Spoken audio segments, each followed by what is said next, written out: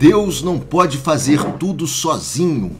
Foi com essa frase que Paulo Coelho pediu demissão do seu emprego em 1987 numa grande gravadora, onde ele era um grande diretor dessa gravadora, ou seja, um emprego estável que lhe rendia um belo de um salário, e ele largou tudo, chutou tudo para o alto e foi viver a sua aventura de se tornar um escritor de livros. Certo? E na época, o que acontece? O que ele mais escutava era: você vai ter muita dificuldade, vender livros ou viver de escrever livros no Brasil é algo completamente difícil, algo muito complicado, boa sorte, mas você tem que ter a certeza aí dentro de você que você não vai conseguir ter êxito nesta nova profissão pela qual você está abandonando um salário e um emprego estável para você se aventurar.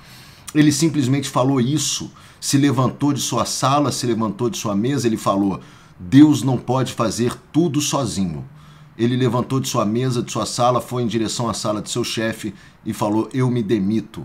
E aí saiu do seu emprego e foi aí viver a sua aventura de se tornar um autor de livros. Na época, o início dessa história, a gente hoje em dia, né, tem uma visão e fala: olha, nossa, mas como é fácil, ele é o Paulo Coelho e tal, e ele já começou escrevendo livros maravilhosos e já estourou rapidinho. Não, de forma alguma. Todo esse início de transição, essa nova carreira que ele resolveu abraçar foi muito difícil, né? Essa história é contada nos livros, na biografia dele, enfim. Foi muito difícil esse iniciar nesse processo de escrever. Primeiro, ele tinha que escrever realmente o livro. Primeiro ele teve aí que se dispor a conseguir escrever o seu primeiro livro. Se eu não me engano foi O Alquimista, né? E muitas editoras na época não quiseram publicar o livro, se recusaram a publicar o livro, não gostaram do material que ele escreveu. Então ele conseguiu uma editora que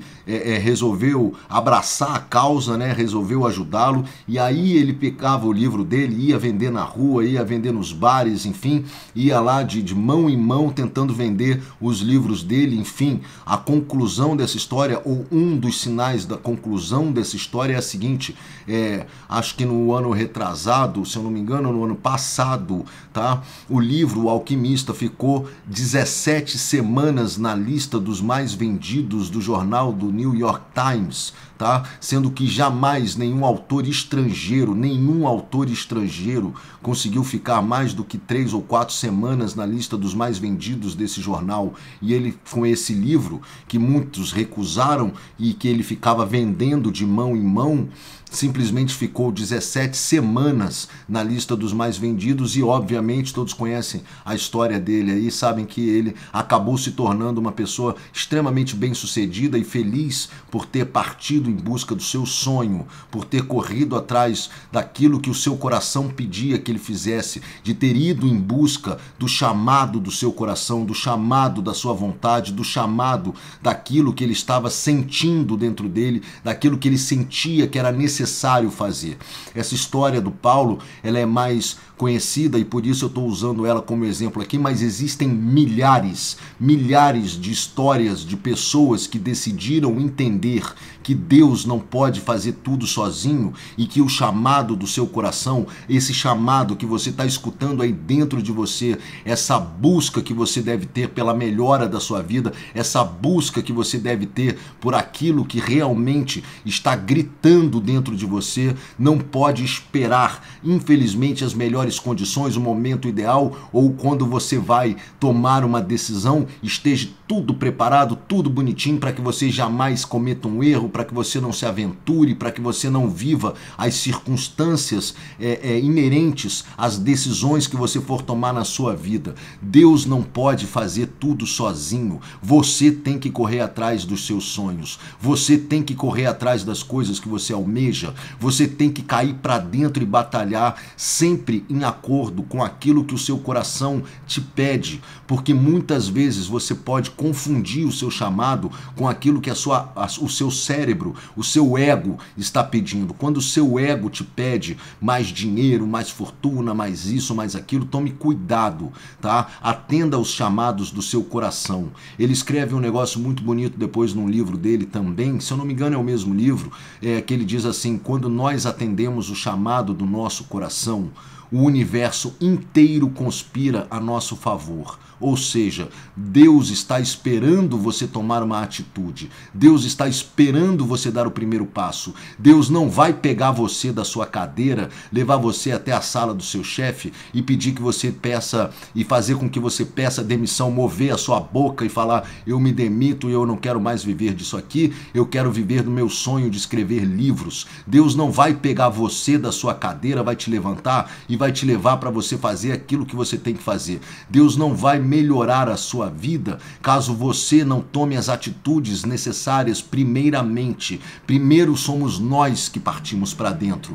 Primeiro somos nós que ativamos esta força de energia através desse chamado do nosso coração, esse chamado que está latente dentro de nós, e eu tenho certeza que você tem isso dentro de você. Eu tenho certeza porque todos nós, seres humanos, temos um chamado interno, um chamado do nosso coração, seja um chamado simples no intuito de melhorar a nossa vida, seja um chamado simples no intuito de rever alguns relacionamentos, rever tanto os relacionamentos familiares como os relacionamentos amorosos, ou rever alguma coisa interna dentro de nós que não está funcionando muito bem. Todos nós temos um sinalizador no nosso coração que nos fala: faça isso, busque fazer isso, busque ajuda, busque tomar uma atitude, busque se cuidar mais, busque fazer mais exercícios, busque se alimentar melhor, busque correr atrás de uma nova oportunidade. Atenção, cuidado, você está enfiando todos os ovos dentro de uma sacola só.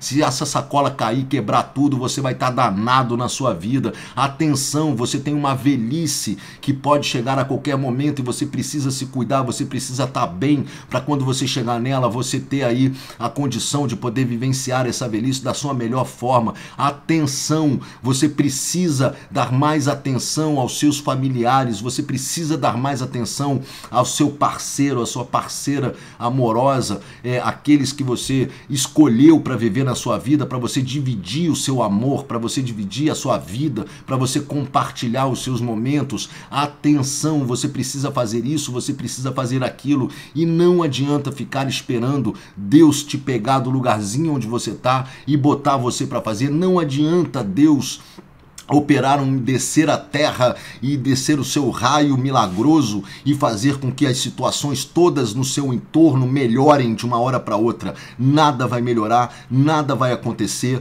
nada vai mudar se você, dentro de você, não atender ao seu chamado do coração. Em primeiro lugar, escutar o seu coração, relaxar o seu corpo, ou seja, parar de ficar escutando a sua mente, o seu cérebro que fica falando para você: não faça isso porque isso não vai dar certo, não faça aquilo porque você depois vai fazer não sei o que, não faça agora, agora faça isso, agora faça aquilo, agora não faça nada, agora busque assim, agora busque assado. O seu cérebro, ele está confuso, está perdido, ele está te gerando uma série de informações que não vão te levar para lugar nenhum, e você vai acabar ficando parado, estagnado, freado, porque você não vai saber direito que tipo de atitude você tem que tomar, uma vez que dentro da sua cabeça geralmente incorre em confusão, em conflito, em bagunça, memórias emocionais, enfim, em toda esta zona que está aí dentro da sua cabecinha, que faz com que você não consiga tomar as atitudes necessárias. Então respira, relaxa o seu corpo e se conecta ao seu coração. Se conecta ao seu coração, porque ali está o seu chamado,